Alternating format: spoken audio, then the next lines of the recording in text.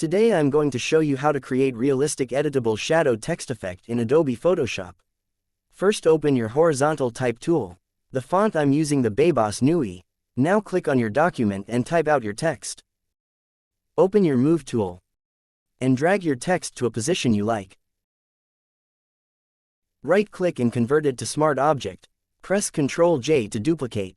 Double-click on this and rename it your text. Select the layer below and rename it Shadow. Press Ctrl-T to free transform. Right-click and choose the Flip Vertical, and then drag it down. Right-click again and Perspective. Drag the bottom right corner outward, towards the right. Hit Enter once you're satisfied. Go to Filter, Blur, and Gaussian Blur. I'll increase the radius to 3 pixels.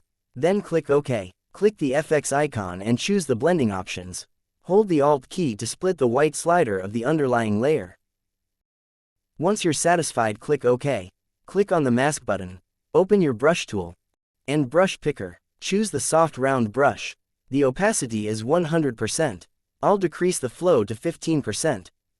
Make sure foreground color is black, and just paint on the shadow just like that.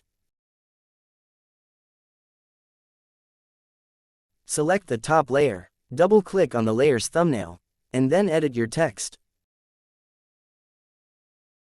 I'll decrease the font size to 760. Open your Move tool, and then adjust the position. When you're happy with your text size and position, go to File, and Save. Let's come back to our image. And that's it for today. Thanks for watching.